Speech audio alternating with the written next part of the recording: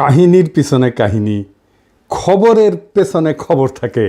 আপনারা সকলেই জানেন বাংলাদেশের সাথে আমেরিকার সাফল্যজনক বাণিজ্য চুক্তি চূড়ান্ত হয়েছে এবং এর ফলে বাংলাদেশের উপর প্রেসিডেন্ট ট্রাম্প 35% থেকে শুল্ক 20% নামাইয়ে নিয়ে আসছে। এর পেছনে কি কাহিনী আর এই খবরের কি মানে বাংলাদেশের জন্য, সেটা নিয়ে আজকে কথা বলবো। আমি 31 মার্চ 2025 একটা এপিসোড করেছিলাম আমেরিকার হৃদয়ে জয়, বাংলাদেশের অবিশ্বাস্য মিশন। আজকের এই এপিসোড দেখার পরে যদি আরও টাইম থাকে তাহলে দেখবেন ওই আগের এপিসোড। এই বাণিজ্য চুক্তি ঠিক একই কৌশলে হয়েছে। যাই হোক, আসেন সেই পেছনের আলাপ আমরা আল্লাহর নামে শুরু করি। এখন প্রথমে আমেরিকার সাথে বাংলাদেশের কী সব বিষয় নিয়ে কথা হয়েছে সেটা দেখা যাক। প্রেসিডেন্ট ট্রাম্প এপ্রিলের 2 তারিখে যে সমস্ত দেশের সাথে আমেরিকার বাণিজ্য বৈষম্য আছে তাদের উপর তিনি ব্যাপক হারে শুল্ক বৃদ্ধির ঘোষণা দেন। এরপর পরই আমাদের প্রধান উপদেষ্টা প্রফেসর ইউনূস ট্রাম্পকে একটা পত্র লেখেন, এই নতুন শুল্কের প্রয়োগ 90 দিনের জন্য স্থগিত করার অনুরোধ করেন। এই চিঠিতে ট্রাম্প এই অনুরোধ গ্রহণ কইরা বাংলাদেশ সহ সকল দেশকে 90 দিন সময় দিয়ে বলেন যে এর মধ্যে তাদেরকে আমেরিকার সাথে চুক্তিবদ্ধ হইতে হবে এই মর্মে যে তারা বাণিজ্য বৈষম্য দূর করার বিভিন্ন কার্যকর পদক্ষেপ নেবে। বাণিজ্য বৈষম্য বলতে কি বোঝায় তা আপনারা জানেন। তাও বলি, আমরা আমেরিকায় যে পরিমাণে টাকার পণ্য রপ্তানি করি, আমেরিকা আশা করে আমরাও সেই পরিমাণে পণ্য আমাদের দেশে আমদানি করব। আমেরিকাও আমাদের দেশে রপ্তানি করতে চায় সেই পরিমাণে পণ্য। খুব স্বাভাবিক চাওয়া, তাই না? ন্যায্য চাওয়া। সেটা না হইলেই বাণিজ্য বৈষম্য হয়। ইন্ডিয়াও ওই একই কাজ করে আমাদের সাথে, মানে আমাদের দেশে বেচে 100 টাকা আর আমাদের দেশ থেকে কেনে 4 আনার জিনিস। যাই হোক, ট্রাম্পের কাছে পাঠানো প্রফেসর ইউনূসের চিঠিতে আমরা জানতে পারলাম যে এর 2 মাস আগে তিনি হাই রিপ্রেজেন্টেটিভ ডক্টর খলিলুর রহমানকে, তিনি বর্তমানে একই সাথে জাতীয় নিরাপত্তা উপদেষ্টা, তাকে ওয়াশিংটনে পাঠাইছিলেন আমেরিকার কাছে এই প্রস্তাব দিতে যে বাংলাদেশ স্বতঃপ্রণোদিত হইয়া আমেরিকার সাথে তার বাণিজ্য বৈষম্য দূর করার পদক্ষেপ নিতে চায়। নিজে থেকেই বলছে বাংলাদেশ সর্বপ্রথম দেশ যে আমেরিকার কাছে এই ধরনের প্রস্তাব দেয়, দুনিয়ার মধ্যে প্রথম দেশ। এটা মাথায় রাখেন, লিখে রাখেন। চিন্তা কইরা দেখেন, ট্রাম্পের অ্যাকশনের 2 মাস আগেই প্রফেসর ইউনূস এবং ডক্টর খলিল বুঝতে পারছিলেন যে ট্রাম্প বাণিজ্য বৈষম্যের বিষয়ে অ্যাকশন নেবেন এবং তাই তারা এই আগাম পদক্ষেপ নেন। ট্রাম্প যখন এপ্রিলে শুল্ক বৃদ্ধির ঘোষণা দিলেন ততদিনে কিন্তু বাংলাদেশ বাণিজ্য বৈষম্য কমাই আনার কাজ শুরু করে দিচ্ছে, মানে আমরা আগাইছিলাম। ট্রাম্পের কাছে লেখা প্রফেসর ইউনূসের চিঠির একটা বিষয় লক্ষ্য করলে বোঝা যাবে যে তিনি বাণিজ্য বৈষম্য কমানোর এই কাজে আসলে কি হাসিল করতে চাইতেছেন। তিনি বলছেন যে বাংলাদেশ আমেরিকার কাছ থেকে অধিক পরিমাণে কৃষি পণ্য ক্রয় কইরা বাণিজ্য ঘাটতি মেটানোর চেষ্টা করবে। এটারে আমি বলছিলাম হার্টল্যান্ড, হৃদয় জয়। হার্টল্যান্ড মানে যে সমস্ত আমেরিকার প্রদেশ কৃষি পণ্য তৈরি করে। আমি ওই ভিডিওতে বলছিলাম হার্টল্যান্ড। এডিটর সাহেব এটা দেখা দেন না, সবাই না দেখুক আমি কি কইছিলাম। আমাদের একটা জিনিস এখানে বুঝতে হবে, আমেরিকায় হার্টল্যান্ড বলে একটা জায়গা আছে, মানে আমেরিকার হৃদয়। সো আমেরিকার এই হৃদয়কে আমরা কেন বিজয় করতে চাই? আমেরিকার হার্টল্যান্ড বলতে সাধারণত মধ্য পশ্চিমাঞ্চলের কৃষিভিত্তিক রাজ্যগুলোকে বোঝায়, যা আমেরিকার অর্থনৈতিক, সাংস্কৃতিক এবং রাজনৈতিক পরিচয়ের মূল ভিত্তি হিসেবে বিবেচিত হয়। এই রাজ্যগুলোকে বলা হয় হার্টল্যান্ড। তাদের ভৌগোলিক অবস্থান, কৃষির উপরে নির্ভরশীলতা এবং ঐতিহ্যবাহী আমেরিকার মূল্যবোধের জন্য তাদেরকে হার্টল্যান্ড বলা হয়। এদের রাজনৈতিক গুরুত্ব অপরিসীম, বিশেষ করে নির্বাচনী প্রক্রিয়া এবং নীতি নির্ধারণে। তাই আমরা এই হার্টল্যান্ডকে টার্গেট করব। দেখলেন তো কৃষি পণ্যের উপর তিনি জোর দিলেন কেন? এটা আমার ওই ভিডিওতে আছে। তারপরেও আমরা আরেকটু বুঝে দেখি। এটা আমরা বুঝতে পারলাম আমেরিকা বাংলাদেশের উপরে 20% শুল্ক ধার্য করার পর প্রকাশিত রয়টার্সের একটা খবর থেকে।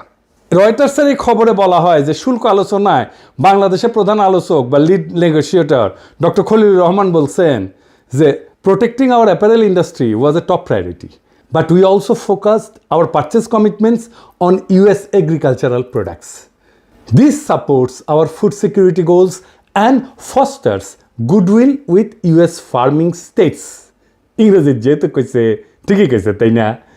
বাংলায় এটার মানে হইতেছে যে উনি বলছেন যে আমাদের বস্ত্র শিল্পকে, গার্মেন্ট শিল্পকে রক্ষা করা একটা প্রায়োরিটি কাজ, উচ্চ অগ্রাধিকার। সেটা সত্ত্বেও আমেরিকা থেকে কৃষিপণ্য আমদানি ছিল আমাদের ফোকাস। এতে আমাদের খাদ্য নিরাপত্তা বৃদ্ধি পাবে এবং আমেরিকার কৃষি নির্ভর রাজ্যগুলির সাথে আমাদের ঘনিষ্ঠতা বাড়বে। তিনি যেহেতু ইংরেজিত কইছেন, ঠিকই কইছেন, আর আমি বাংলাত কইছিলাম হার্টল্যান্ড, যে আমি হার্টল্যান্ডকে মানে আমেরিকার কৃষিপণ্য উৎপাদন করে যেই অঞ্চল, যে প্রদেশগুলো, সেগুলোকে বলে হার্টল্যান্ড। এই হার্টল্যান্ডের পণ্য আমরা কিনবো, তাই আমরা আমেরিকার হৃদয়ে জয় করব। তাই এই কথাটার অর্থ কি? যে আমেরিকা থেকে বেশি কৃষিপণ্য ক্রয় করে এক কথা, কিন্তু তিনি কেন খাদ্য নিরাপত্তার বিষয়টা টেনে আনলেন? আমরা জানি আমাদের দেশে 40-এর মন্বন্তর, 74-এর দুর্ভিক্ষে লক্ষ লক্ষ লোক মারা যায়। এটা আমাদের জাতির কালেকটিভ মেমোরিতে আছে। যুদ্ধকালীন সময় এত লোক কিন্তু মারা যায় না। এরপর অপুষ্টিতে মারা যায় অগণিত মানুষ। এই স্মৃতি আমাদের এখনো তাড়া কইরা বেড়ায়। ফলে খাদ্য নিরাপত্তা আমাদের চিন্তার ডিএনএর ভিতরে ঢুকে গেছে এবং হইয়া দাঁড়াইছে আমাদের জাতীয় নিরাপত্তার 1 নম্বরের অগ্রাধিকার। খলিল ভাইকে যখন জাতীয় নিরাপত্তা উপদেষ্টা করা হলো, তখন চারিদিক দিয়ে কি হাউকা, উনি নিরাপত্তার কি বুঝেন? এবার বুঝ, নিরাপত্তা কারে বলে? খাদ্য নিরাপত্তা আমাদের জাতীয় নিরাপত্তার 1 নম্বর অগ্রাধিকার। খাদ্য কি মিলিটারি এলিমেন্ট নাকি রে বকসদ? আমেরিকা থেকে আমরা মোটা দাগে গম, সোয়াবিন আমদানি করি, সেই সাথে কিছু পরিমাণে ভুট্টাও কিনি। খাদ্যবস্তু ছাড়া আমরা তুলাও আনি সেই দেশ থেকে। আমাদের গম আমদানির প্রধান উৎস হচ্ছে ইন্ডিয়া, তার সাথে আছে রাশিয়া আর ইউক্রেন। রাশিয়ার উপর আমেরিকার স্যাংশন আছে, সে কারণে ওখান থেকে গম আমদানি আর সম্ভব না। ইউক্রেনের তো যুদ্ধগ্রস্ত, সেখান থেকেও আমদানি সম্ভব না, আর আমদানির পরিমাণ অনিশ্চিত। বাকি থাকে ইন্ডিয়া। ইন্ডিয়া থেকে আমাদের খাদ্যদ্রব্য আমরা বিনা পয়সায় তো কিনি না, তাই না? তাও এর সম্পূর্ণ মূল্য আমরা পরিশোধ করি। তবু আমরা দেখতে পাই ভারত প্রায় বিনা নোটিশে খাদ্যবস্তু এবং অন্যান্য পণ্যের উপরে রপ্তানি বাধা আরোপ করে, রপ্তানি বন্ধ করে দেয়। এমনকি চাল রপ্তানি বন্ধ করে দিছিল। শুধু তাই না, আবার কইয়া বেড়ায় হাঙ্গারে নাকি ওরা খাওয়ায়, খিলায়। ওরা না খেলালে নাকি আমরা চলতেই পারবো না, আমরা না খেয়ে মরবো। আমরা টাকা দিয়ে শুধু ভারতীয় পণ্য কিনলেই চলবে না, আমাদের কৃতজ্ঞ থাকতে হবে যে ইন্ডিয়া আমাদের বেচিচ্ছে। চিন্তা করেন, মানে ইন্ডিয়া আমাকে মারবে, আবার টাকাও নিবে। হ্যাঁ, বুঝেছাও? এটা হইতেছে ইন্ডিয়া। তো ওদের কাছ থেকে কেন কিনবো আমরা? ওদের ভোমা ভোমা ইন্ডিয়ান পেঁয়াজ ছাড়া চলিচ্ছে না আমাদের। এক সময় বলতো না ইন্ডিয়ান পেঁয়াজ ছাড়া আমাদের চলবে না, চলে, এখন চলিচ্ছে আমাদের পেঁয়াজ ছাড়া। ওদের ধরে চটাস চটাস করে থাপ্পড় মারবেন যারা এটা কথা বলতো এক সময়। ইন্ডিয়ান ফ্যাক্টরি যেগুলো বাংলাদেশে বানাইছে না, বন্ধ করো কয়ে দিলাম আগে, নয়তো ধানমন্ডি 32 নাম্বার কইরা দেবো, পরে আবার কয়েও না, সাবধান করি নাই। তার মানে ধরেন আমাদের যখন বিশেষ প্রয়োজন, তখন এমন অবস্থা হইতে পারে যে ভারত আমাদের খাদ্য রপ্তানি বন্ধ করে দিচ্ছে। এই তো কয়েকদিন আগে পাকিস্তানের সাথে যুদ্ধের প্রাক্কালে আমরা দেখলাম যে ইন্ডিয়া পাকিস্তানের সিন্ধু নদীতে পানি প্রবাহ একতরফাভাবে বন্ধ করে দিছে, যে কাজটা পূর্বের কোনো যুদ্ধকালে সে করে নাই। অর্থাৎ পানিকে ভারত অস্ত্র হিসেবে ব্যবহার করেছে। ভারত যে ভবিষ্যতে খাদ্যদ্রব্যকে অস্ত্র হিসেবে ব্যবহার করবে না, তার কোনো গ্যারান্টি আছে? তো জাউরা ও করবে না, এমন কোনো কাজ নাই। আমি মোটামুটি নিশ্চিত আমেরিকা থেকে অধিক পরিমাণে খাদ্যদ্রব্য আমদানি করার সিদ্ধান্তের পিছনে প্রফেসর ইউনুস এবং খলিল ভাই এই ভাবনাটাকে বিশেষ বিবেচনায় রাখছেন। ফলে ইন্ডিয়া আমাদের প্রয়োজনের সময় খাদ্য রপ্তানি বন্ধ কইরা আমাদের উপরে চাপ দিতে পারবে না। এই একই কথা তুলা আমদানির ক্ষেত্রেও প্রযোজ্য। বাংলাদেশকে টাইট দেওয়ার একটা বড় অস্ত্র এভাবে ভারতের হাত থেকে নীরবে সরাইয়া নিছেন প্রফেসর ইউনুস আর ডক্টর খলিল। সাবাস, বাঘের বাচ্চা। এইবার আমাদের তো পার্টি সং বাজানো উচিত। এডিটর সাহেব, একটা পার্টি সং দেন। আমার বিশ্বাস প্রফেসর ইউনুস আর ডক্টর খলিল এই কাজগুলা করেছেন বাংলাদেশের স্বার্থ বিবেচনা কইরা। ভারতের ক্ষতি করা তাদের অবশ্য উদ্দেশ্য ছিল না, কিন্তু ভারতের যেতে ক্ষতি হইল সেটা তারা সারা জীবন মনে রাখবে। একে তো খাদ্যদ্রব্য রপ্তানি হঠাৎ করে বন্ধ করে আমাদের মতো বাংলাদেশকে বিপদে ফেলায় ভারত তার হীন স্বার্থ আর কখনো হাসিল করতে পারবে না। সেই সাথে ভারত আরও একটা বড় ক্ষতি হইল, বাংলাদেশে তার যে খাদ্যদ্রব্য এবং তুলার মার্কেট সেটা এখন অনেক ছোট হয়ে যাবে। ভারতের সাথে আমাদের যে বিশাল বাণিজ্য ঘাটতি ছিল সেটা অনেকটাই কমে যাবে। অর্থাৎ বাণিজ্য ঘাটতি কমাইতে ট্রাম্প যেটা দুনিয়ার সঙ্গে প্রকাশ্যে করতেছেন, প্রফেসর ইউনুস আর খলিল ভাই ভারতের সঙ্গে তলে তলে সেই কামটাই সারলেন, কিন্তু কেউই সেটা আগে ভাগে আন্দাজ করতে পারলেন না। এটারে কয় চাপা মায়ের হয়, এটাতে কিন্তু সাউন্ড হয় না। একই সাথে আর একটা ঘটনা ঘটলো, কি সেটা আমেরিকার কৃষিপণ্যের লবি হইতেছে সেই দেশের সবচেয়ে শক্তিশালী লবি, মানে যে সমস্ত প্রদেশ কৃষিপণ্য তৈরি করে সেই প্রদেশগুলোর যারা এমপি মিনিস্টার আর কি, বুঝছাও। আমরা 18 কোটি বাংলাদেশি সহজেই আমেরিকার কৃষি পণ্যের একটা বৃহৎ বাজারে পরিণত হতে পারি।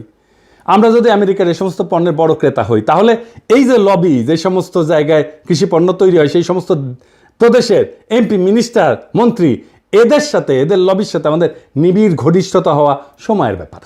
আর আমেরিকার যেসব রাজ্য কৃষি পণ্য উৎপাদন করে, সেখানকার রাজনীতিতে, নির্বাচনে কৃষি লবি অনেকটা নির্ধারণী ভূমিকা পালন করে। ফলে এই সমস্ত রাজ্যের সিনেটর, কংগ্রেসম্যান, গভর্নরেরা কিছুকালের মধ্যেই আমাদের পকেটে থাকবে, আমাদের হাতের মধ্যে থাকবে। আমি আশা করি আগামীতে যারা নির্বাচিত হবেন, তারা এই বিষয়টা বিশেষভাবে যত্নের সাথে খেয়াল করবেন, এটাকে নারিশ করবেন, এটাকে পুষ্ট করবেন, এই সম্পর্কটাকে ধরে রাখবেন, আরও সমৃদ্ধ করবেন। আমেরিকায় ভারতের যে প্রভাব, সেটা সে নিজের প্রয়োজনে বাংলাদেশের বিরুদ্ধে ব্যবহার করতে পারে। আমাদের সাথে ঘনিষ্ঠ সম্পর্ক থাকলে আমেরিকার কৃষি লবি আমেরিকায় বাংলাদেশের বিরুদ্ধে ভারতের যে কোনো চক্রান্তকে নস্যাৎ করে দিতে পারবে, সেই শক্তি তাদের আছে।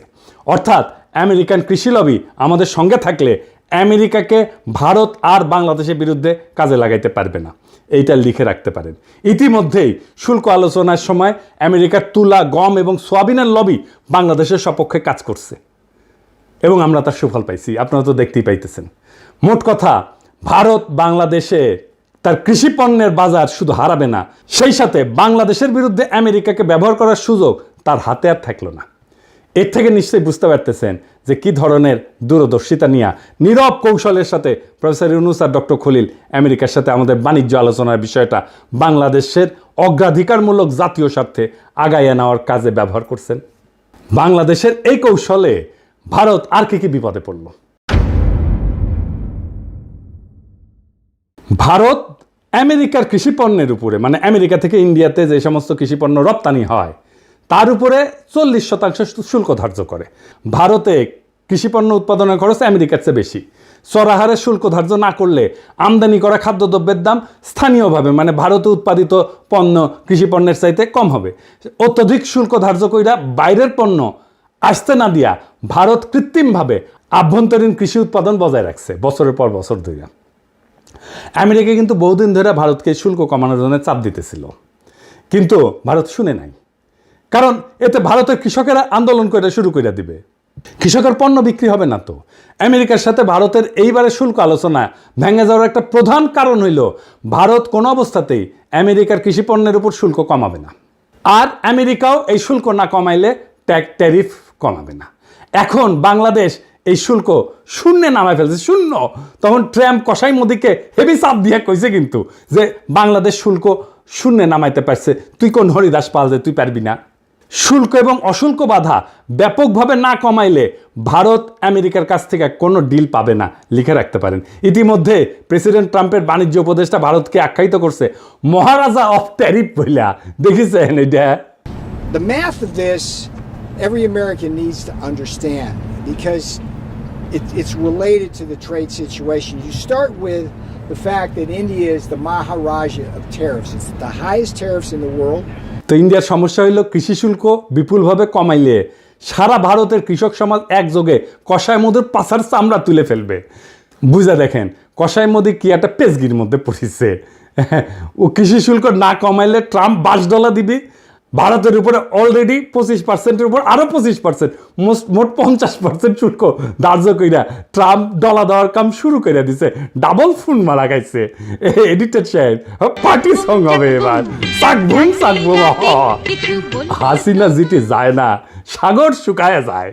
ওই খালি ধ্বংস, অভিশাপ আর দুঃসংবাদ বইয়া নিয়ে আসে। প্রিয় ভারতবাসী, রাখেন, আরও বেশি দিন রাখেন, ডাইনিরে আশ্রয় দেন, আর অসাম্প্রদায়িক সেকুলার লিবারাল ফুন মারা খাইতে থাকেন।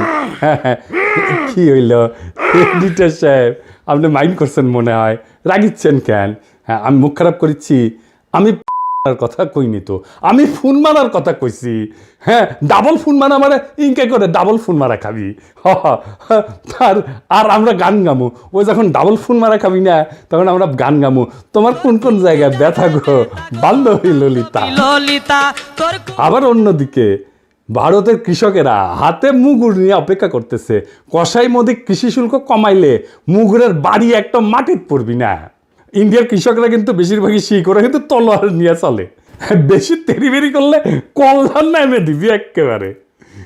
আমেরিকার সাথে বাণিজ্য শুল্কের বিষয়ে বাংলাদেশ যে কি পদক্ষেপ নিতে যাচ্ছে এবং ভারতের জন্য সেটা যে কি ক্ষতির কারণ হইতে পারে, এই বিষয়টা কিন্তু ভারত মার্চ মাসের মধ্যে টের পেয়েছিল। তখন থেকেই তারা এই ডক্টর খলিলের বিরুদ্ধে ক্রমাগত অপপ্রচার চালানো শুরু করছে। তাকে খেতাব দিছে ডেঞ্জারাস ম্যান হিসেবে। সে তো অবশ্যই ডেঞ্জারাস ম্যান, ইন্ডিয়ার জন্য অবশ্যই সে ডেঞ্জারাস ম্যান। তার বিরুদ্ধে ভারতের মিডিয়ায় যে জঘন্য অপপ্রচার করছে, সেটা পুনঃপ্রচার করছে বাংলাদেশের কতিপয় জঘন্য ভারতীয় এজেন্ট এবং বাংলাদেশের কিছু মিডিয়া। এই সমস্ত মিডিয়াকে আমরা চিনে রাখছি, এই সমস্ত মিডিয়ার পাছার চামড়া আমরা তুলে দেব, মাইন্ড ইট। এর মধ্যে প্রধান হইতেছে ওয়াকারের পথ বালক। সে আমাদের বাণিজ্য ডিল যেন না হয় সেজন্য নন ডিসক্লোজার এগ্রিমেন্ট এটা ফাঁস করে দিল। একটা জিনিস মাথায় রাখবেন, অ্যান্টি হাসিনা মানে কিন্তু অ্যান্টি ফ্যাসিস্ট না, অ্যান্টি ইন্ডিয়া না। ওয়াকারের পথ বালক হাসিনার শাসনের বিরুদ্ধে ছিল মানে সে ইন্ডিয়ার আধিপত্যবাদের বিরুদ্ধে না। ও যা যা করছে বা করতেছে সব কিছু এখন ইন্ডিয়ার পক্ষে যাইতেছে। আমি আপনাকে একটা সিম্পল একটা এক্সারসাইজ দিই। হ্যাঁ, ধরেন আগামীর বাংলাদেশ কেমন হবে সেটা আমাকে যদি লিখতে বলেন, আমি লিখলাম। ধরেন কি লিখবো সেটা আপনারা বুঝতে পারেন না। বাংলাদেশের সকল প্রগতিশীল 2-3% লোক ছাড়া সবাই সেটা মাইনে নেবে, গ্যারান্টি দিলাম। কারণ আমি কি রাষ্ট্র চাই সেটা আমার 1000-এর বেশি ভিডিও আছে, 20টার বেশি বই আছে, এটা তার নিশানা আছে। আর ওয়াকারের পথ বালক যে রাষ্ট্র বানাবে ওরে প্রস্তাব করতে বলেন সেই রাষ্ট্রে বাংলাদেশের সাধারণ মুসলমান থাকতে পারবে কিনা, ইমান আকিদা নিয়া। যদি পারে আমি আমার কান কেটে কুত্তা দিয়ে খাওয়াবো। ও কি লিখছে রাষ্ট্র সম্পর্কে, রাষ্ট্র ধারণা সম্পর্কে, ওর ইডিওলজি সম্পর্কে সব লেখা আছে, চাই দরকার হলে দেখায় দেব। ও কেমন রাষ্ট্র চায় সে সেটা নানা সময় বলছে, আমি আর বিস্তারিত গেলাম না। ওরে বাংলাদেশে স্পেস দেবেন না, ওরা সবসময় দাবরানির উপরে রাখবেন। ও বাংলাদেশের শত্রু, ও ইন্ডিয়ার একটা এজেন্ট, ও এটা ওয়াকারের পথ বালক। আপনি নিশ্চয়ই লক্ষ্য করছেন খলিল ভাই সমস্ত অপপ্রচারে পাত্তাই দেন নাই। উনি ঠান্ডা মাথার মানুষ, অবিচলভাবে তার কাজ চালাই গেছেন। আমি সবসময় দেখছি উনি কথা কম কাজ বেশি, এটাই হইল তার কাজের ধরন। প্রফেসর ইউনূস কিন্তু পুরা সময়টাই খলিল ভাইয়ের উপরে তার আস্থা অক্ষুণ্ণ রাখছেন, আমরা খেয়াল করছি। কারণ তিনি জানতেন যে এই আলোচনা অত্যন্ত কঠিন এবং জটিল। এই সমস্ত বিষয়ে সফল নেগোসিয়েশন চালানোর জন্য এমন একজনের প্রয়োজন যিনি একই সঙ্গে আন্তর্জাতিক বাণিজ্য আলোচনা, অশুল্ক বাধা, কূটনীতি, জাতীয় নিরাপত্তার বিষয়ে যথেষ্ট জ্ঞানী এবং অভিজ্ঞ। প্রফেসর ইউনূস ন্যাচারালি এই গুণগুলি পাইছিলেন একমাত্র ডক্টর খলিলের মধ্যে। কেন পাইছিলেন জানেন? আমি আগে বলছিলাম, আসেন আবার একটু দেখি। খলিল ভাই জাতিসংঘের বাণিজ্য এবং অর্থনৈতিক সংস্থা আংটাডের উচ্চ পদে দায়িত্ব পালন করছেন দীর্ঘ 25 বছর। অর্জন করছেন বাণিজ্য এবং বাণিজ্য আলোচনার গভীর জ্ঞান, বিস্তৃত অভিজ্ঞতা। 2001 সালে অনুষ্ঠিত জাতিসংঘের স্বল্পোন্নত দেশ সংক্রান্ত সম্মেলনের প্রোগ্রাম অফ অ্যাকশন রচনার দায়িত্ব পড়ে উনার হাতে। এই প্রোগ্রাম অফ অ্যাকশনের একটা বড় অর্জন ছিল স্বল্পোন্নত দেশগুলোর পণ্যসমূহকে ইউরোপিয়ান ইউনিয়ন কর্তৃক শুল্ক কোটাবিহীন অর্থাৎ duty free, quota free access দেওয়া, প্রবেশাধিকার দেওয়া।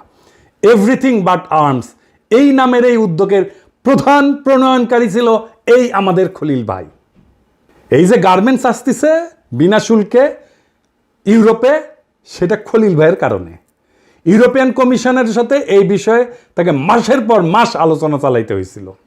আমি গত বছর যখন তার প্রথম ইন্টারভিউটা করি তখন বলছিলাম যে তার এই অবদানের কারণে আজ বাংলাদেশে পোশাক শিল্প বিশালতা অর্জন করছে এবং আমাদের গার্মেন্টস শিল্পের একটা বড় ঋণ আছে তার কাছে। আর এই গার্মেন্টস মালিকদের অনেক পত্রিকায় খলিল ভাইয়ের পিছে লাগছিল। ওই যে কথায় আছে না, বাঙ্গু যে উপকার করে তার পিছে সে লাগে। আর আজ 2 যুগ পরে খলিল ভাই আমেরিকার সাথে সফলভাবে শুল্ক আলোচনা কইরা গার্মেন্টস শিল্পকে রক্ষা করলেন।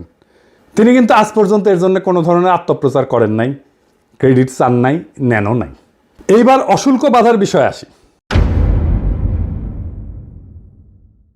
আংটাড, বিশ্বব্যাংক, বিশ্ব বাণিজ্য সংস্থা, IMF, ইন্টারন্যাশনাল ট্রেড সেন্টার এই সমস্ত প্রতিষ্ঠানের সমন্বয়ে গঠিত জাতিসংঘ সিস্টেমের অশুল্ক বাধা সংক্রান্ত ইন্টার এজেন্সি গ্রুপের চেয়ারপারসন ছিলেন এই ডক্টর খলিল। চেয়ারপারসন, জি।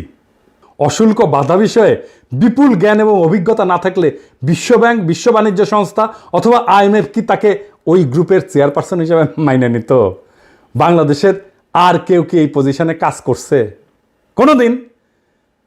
আমি সম্পূর্ণ নিশ্চিত আপনারা আর একজনকেও বাড়তি দিয়ে খুঁজে পাবেন না। কূটনীতি এবং জাতীয় নিরাপত্তার বিষয়ে খলিল ভাইয়ের দক্ষতা এবং পারঙ্গমতা তো আমরা আমেরিকার সাথে সফল বাণিজ্য আলোচনাতেই দেখলাম, আপনারাও দেখছেন। এ বিষয়ে আমার বাড়তি কিছু বলার নাই। তিনি আলোচনার শেষে একটা ইন্টারভিউ দিছিলেন 15 মিনিটের। এই ইন্টারভিউতে তিনি যে সহজ সুন্দরভাবে একটা অত্যন্ত কঠিন জটিল বিষয়কে বর্ণনা করছেন সেটা সকলের শোনা উচিত। এটার লিঙ্ক আমি ডেসক্রিপশন বক্সে দিয়ে দিতেছি, আপনারা সকলে শুনবেন এবং অনেক বিষয় চালাইয়া বুঝতে পারবেন। বাংলাদেশের এইটা একটা বড় সংকট। বাংলাদেশের সত্যিকার অর্থে যারা দক্ষ মানুষ, বাংলাদেশে যারা সত্যিকার অর্থে আন্তর্জাতিক মানের প্রফেশনাল, বাংলাদেশের সত্যিকার অর্থে যারা আন্তর্জাতিক মানের ইন্টেলেকচুয়াল ক্যাপাসিটি আছে, যাদের প্রফেশনাল ক্যাপাসিটি আছে, যাদের তাদেরকেই বাংলাদেশে যথেচ্ছ অপমান করাটাই হইতেছে এক শ্রেণীর বাঙ্গু এলিটদের সবসময়ের কাজ। এবার আর একটা বিষয় আসি। আমেরিকার আভ্যন্তরীণ বাজার হইল সারা পৃথিবীর মধ্যে সবচেয়ে বড় কনজিউমার মার্কেট। বাংলাদেশের সাথে আমেরিকার সাফল্যজনক বাণিজ্য চুক্তি এই বিশাল মার্কেটের দরজা বাংলাদেশের জন্য খুলে দিছে। এইরকম অভূতপূর্ব সুযোগ জাতির জীবনে বারে বারে আসে না। এখন আমাদের সকলের উচিত সমবেতভাবে এই সুযোগকে সম্পূর্ণভাবে কাজে লাগায় বাংলাদেশকে দক্ষিণ এশিয়ার সবচেয়ে শক্তিশালী অর্থনীতি হিসেবে দ্রুত রূপান্তরিত করা। কি পরিমাণে চাকরি তৈরি হবে কল্পনাও করতে পারতেছেন না। আমি বিশ্বাস করি আগামী 5 বছরের মধ্যেই এই কাজটা করা সম্ভব। বাংলাদেশ দক্ষিণ এশিয়ার সবচেয়ে শক্তিশালী অর্থনীতি হিসেবে দাঁড়ায় যাবে। আগামী 5 বছর লিখে রাখতে পারেন, যদি আমাদের মাথা ঠিক থাকে আর যদি ওয়াকারের পথ বালকেরা বেশি লাফালাফি না করে। আগামী নির্বাচনে অংশগ্রহণকারী সকল দলকে আমি আহ্বান জানাই যে তারা যেন এই বিষয়টা তাদের নির্বাচনী ম্যানিফেস্টোতে গুরুত্বের সাথে উল্লেখ করেন এবং এই উদ্দেশ্য অর্জনে কী কী পদক্ষেপ নেবেন তা বিস্তারিতভাবে বর্ণনা করেন। আমি আশা করি নির্বাচনের আগে এই বিষয়ে অন্তর্বর্তীকালীন সরকার যে সমস্ত পদক্ষেপের সূচনা করবেন তার প্রতি সকল মহলই পূর্ণ ও সক্রিয় সমর্থন দেবেন। সবশেষে একটা কথা না বললেই না। আমেরিকার সাথে বাণিজ্য আলোচনার এই দ্বিতীয় রাউন্ডের আগে খলিল ভাইয়ের বড় ভাই অসুস্থ হয়ে ঢাকার এভার কেয়ার হসপিটালে ভর্তি হন এবং তাকে লাইফ সাপোর্টে রাখা হয়। আমরা জানলাম, খলিল ভাইকে জানানো হইল এবং খলিল ভাই দ্রুত ওয়াশিংটন থেকে ঢাকায় আসেন ভাইয়ের পাশে দাঁড়ানোর জন্যে। এইরকম একটা অবস্থায় আলোচনার দ্বিতীয় রাউন্ড শুরু হয়। ওয়াশিংটনে দিনের বেলায়, বাংলাদেশ সারা রাত ধইরা খলিল ভাই অনলাইনে ওই মিটিংয়ে পার্টিসিপেট করতেন। একদিকে হাসপাতালে মৃত্যু পথযাত্রী বড় ভাই, অন্যদিকে 3টা-4টা রাত পর্যন্ত জায়গা খলিল ভাই নেগোসিয়েশন পরিচালনা করেন। কি অবস্থা দেখেন। আর এই খলিল ভাইকে নিয়ে কি করছে এই হারামজাদাগুলো সারা বাংলাদেশে। এই ফ্রেমওয়ার্ক এগ্রিমেন্টের 90 ভাগের উপরে ঐক্যমত হয় এই রাউন্ডেই। এই ধরনের গভীর কর্তব্যনিষ্ঠা, খাঁটি দেশপ্রেম আমি খুব একটা দেখি নাই। খলিল ভাইয়ের বড় ভাই পৃথিবীর মায়া ত্যাগ কইরা মহান আল্লাহ তাআলার কাছে ফিরে গেছেন এবং ভাবি, যিনি আমারও ভাই এবং ভাবি, ওনাদের জন্যে মহান আল্লাহ তাআলার কাছে দোয়া করবেন। এই পুরো ঘটনার ভিতর দিয়ে আমরা কি শিক্ষা পাইলাম?